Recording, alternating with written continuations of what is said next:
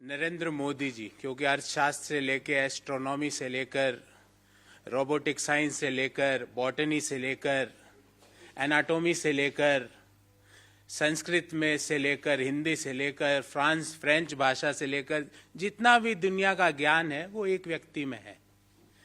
तो उन्होंने अपना अर्थशास्त्र का ज्ञान 25 दिसंबर को अपने मन की बात में बताया कि 2022 एक अद्भुत वर्ष था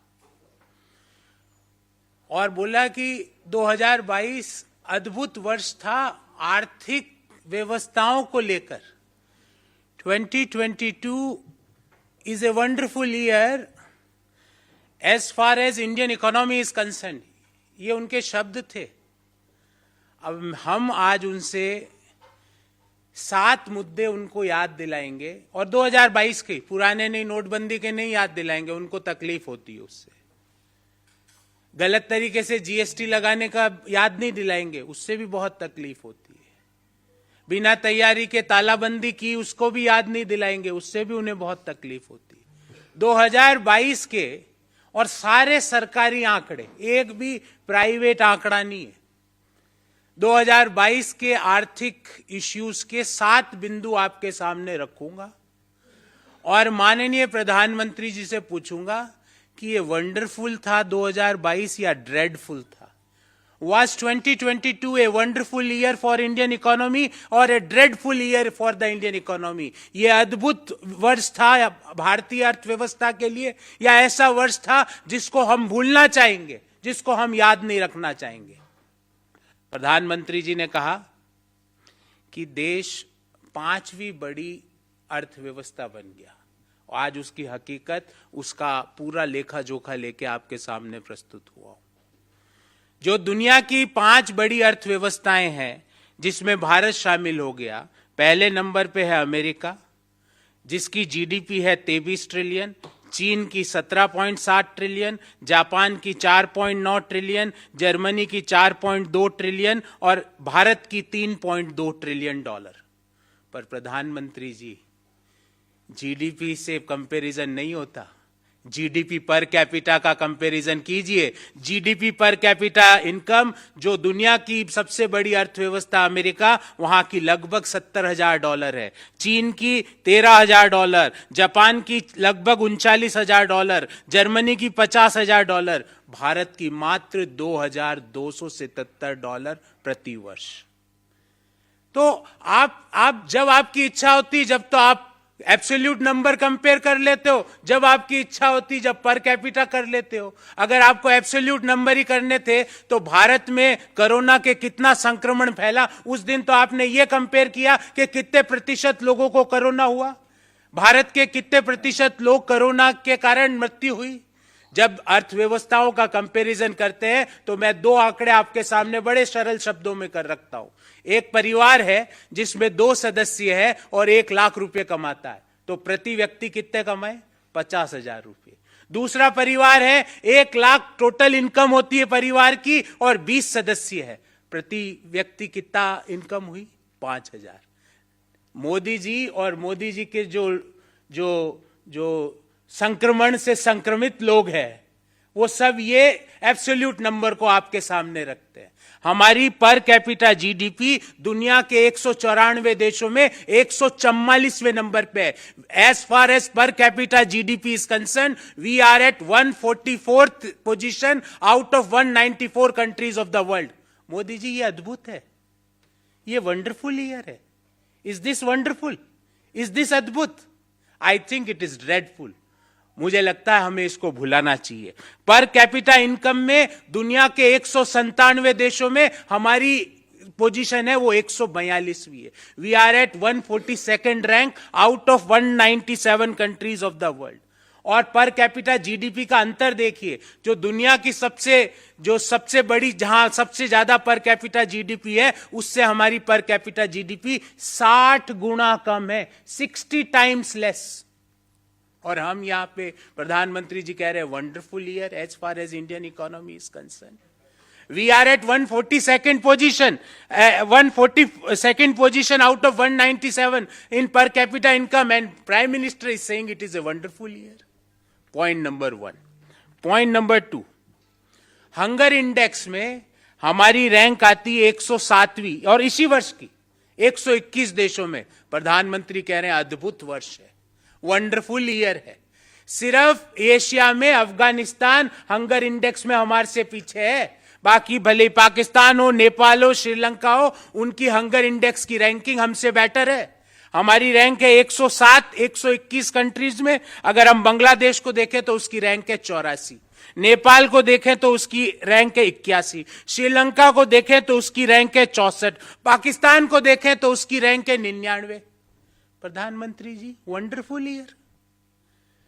और दुनिया में सबसे ज्यादा, और this is very relevant friends, दुनिया में सबसे ज्यादा चाइल्ड वेस्टिंग रेट हमारी है। चाइल्ड वेस्टिंग रेट का अर्थ कि कितने लोग, कितने बच्चे अपने उम्र और अपनी हाइट के हिसाब से कुपोषित है, कम वेट के हैं। दुनिया में सबसे ज्यादा चाइल्ड वेस्टिंग रेट हमारी है। एशिया में अफगानिस्तान के अलावा जितने भी देश है उससे हमारी हंगर इंडेक्स में रैंक कमजोर है। और प्रधानमंत्री जी कह रहे हैं कि वंडरफुल ईयर है। Point number 2।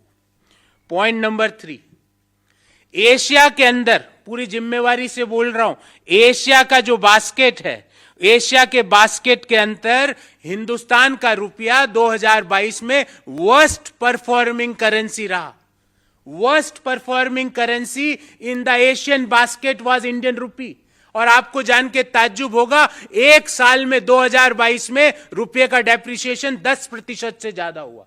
एक साल में रुपये की कीमत 10% से ज्यादा कम हो गई। प्रधानमंत्री जी कह रहे हैं wonderful year.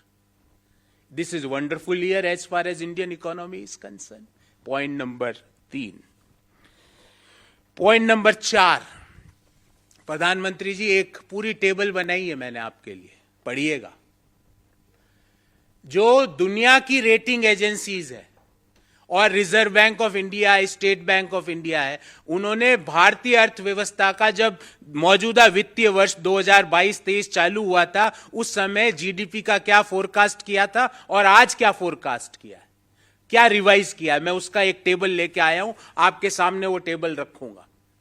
State bank of India के अनुसार जब वित्तीय वर्ष शुरू हुआ तो जीडीपी फोरकास्ट था 7.5%, अभी उन्होंने रिवाइज करके कर दिया 6.8%। मोदी जी कह रहे हैं अद्भुत वर्ष है। वर्ल्ड बैंक ने 7.5 का जीडीपी फोरकास्ट कहा था, अभी उन्होंने रिवाइज करके कर दिया 6.9%। आगे और रिवीजन होगा अभी तो।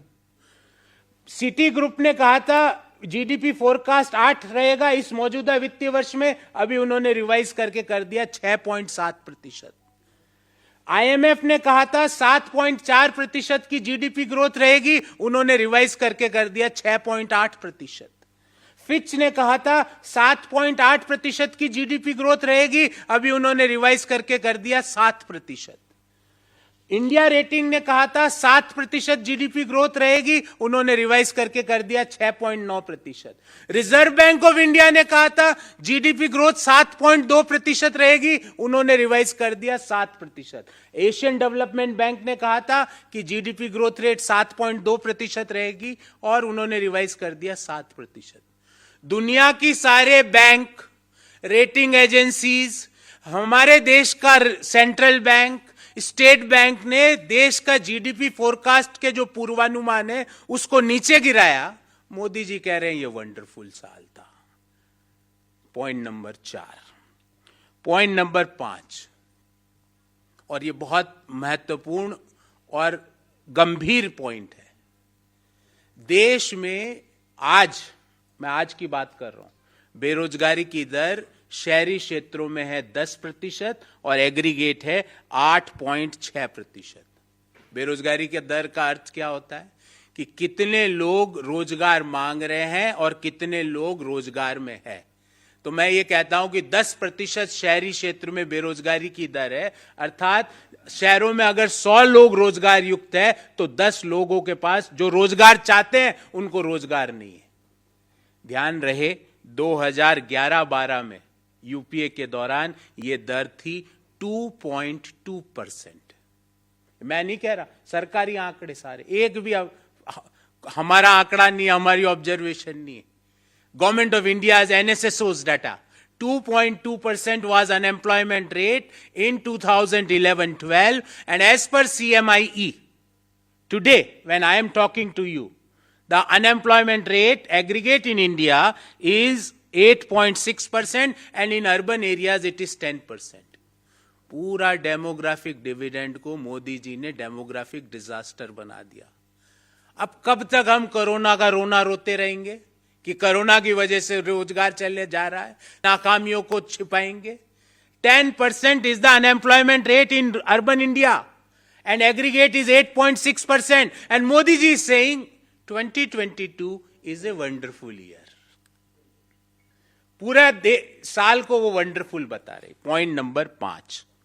पॉइंट नंबर 6, पूरे साल, जितने साल में 11 महीनों का डाटा है मेरे पास, क्योंकि अभी 12वें महीने का डाटा जनवरी में आएगा, 11 महीनों में से 10 महीने जो रिटेल इन्फ्लेशन था वो आरबीआई की जो अपर लिमिट थी 6%, उससे ज्यादा रहा। मोदी जी कह रहे हैं वंडरफुल ईयर रहा। पूरे साल 12 में से 11 महीनों में रिजर्व बैंक का अपर लिमिट का जोन है इन्फ्लेशन का। रिजर्व बैंक ने कहा ऑप्टिमल तो 4% होना चाहिए, मिनिमम 2% होना चाहिए, मैक्सिमम 6% होना चाहिए। पूरे साल पिछले 11 में से 10 महीने ये रिजर्व बैंक के 6% का जो जोन है उससे पूरे साल ज्यादा रहा। मोदी जी कह रहे हैं कि ये अद्भुत साल था, वंडरफुल ईयर था। साल में 5 बार एक रिकॉर्ड बनाया, एक साल में 5 बार दूध के दाम बढ़ते हैं। आपने ये रिकॉर्ड, मैंने तो नहीं देखा था। और न्यू ईयर से पहले हम एक दूसरे को गिफ्ट देते हैं ना, मोदी जी का आज एक गिफ्ट हम सबको मिला है। 2 रुपए पर litre, the milk prices had gone up. 2 रुपए प्रति लीटर से दूध के दाम आज से बढ़ गए। मोदी जी का ये अंतिम गिफ्ट है इस साल का। इन्फ्लेशन लगातार 6% से ज्यादा रहा। जो मौजूदा वित्तीय वर्ष है उसमें 6.7% इन्फ्लेशन रहने का पूर्वानुमान रिजर्व बैंक ऑफ इंडिया कर रहा है, और मोदी जी कह रहे हैं ये वंडरफुल साल था। एक और आंकड़ा, जब पेट्रोल और डीजल की कीमतें लास्ट टाइम मई 2022 में उसमें चेंज किया गया था, उस दिन से लेकर आज दिन तक भारत सरकार के पेट्रोलियम मिनिस्ट्री का आंकड़ा है $32 प्रति बैरल कच्चे तेल की कीमत कम हुई है। मई 2022 से लेके आज तक $32 प्रति barrel. The crude oil prices had gone down, और एक अनुमान है कि $1 प्रति बैरल अगर कच्चे तेल की कीमत गिरती है तो लगभग 40 से 45 पैसे पेट्रोल की कीमत, डीजल की कीमत कम की जा सकती है। $1 अगर कम होती है तो 40 से 45 पैसे प्रति लीटर की कमी की जा सकती है। पिछले 200 से ज्यादा दिनों में $32 प्रति बैरल की कमी हुई, अर्थात ₹14.40 प्रति लीटर पेट्रोल और डीजल की कीमत मोदी जी बिना एक्साइज ड्यूटी को छेड़े कम कर सकते हैं, पर वो नहीं किया ताकि रिटेल इन्फ्लेशन 6.7% पर बना रहे। पिछले इस वर्ष के कई महीनों में तो 12% से भी ज्यादा, 7% से भी ज्यादा रिटेल इन्फ्लेशन रहा। तो क्रूड ऑयल प्राइसेस बढ़ती है तो मोदी जी प्राइस बढ़ा देते हैं, क्रूड ऑयल प्राइसेस घटती है, $32 प्रति बैरल घटे पर प्राइसेस कम नहीं किए गए। Modi ji, is this a wonderful year as far as Indian economy is concern? Point number 6 और अंतिम point, last point, trade deficits और एक्सपोर्ट्स भारत के लगातार घट रहे हैं। एक्सपोर्ट्स हमारे लगातार घट रहा है, ट्रेड डेफिसिट बढ़ता जा रहा है। मोदी जी कह रहे हैं कि 2022 was wonderful year as far as calendar year 2022 is concern. अब मुझे ये बताइए Modi ji, based on above 7 points, जो मैंने एक एक पॉइंट का आंकड़ा दिया, consistent high inflation, consistent high unemployment, reduction of GDP forecast by every agency. It is per capita GDP, we are at number 144th position out of 194 economies. In global hunger index, Pakistan is doing better than us. Bangladesh, Sri Lanka is doing better than us.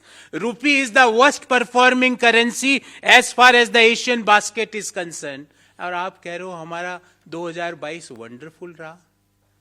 बताइए, अगर ये wonderful है मोदी जी, तो आदेश कीजिए कि कहाँ खड़े होके तो थालियां बजानी है, और एक टांग पे खड़े होके ताली बजानी है, कि दोनों टांग पे खड़े होके थाली बजानी है, ताली बजानी है, बालकनी में जाएं कि छत पे जाएं, कहाँ खड़ा होके आपको शुभकामनाएं दें इस वंडरफुल ईयर के लिए।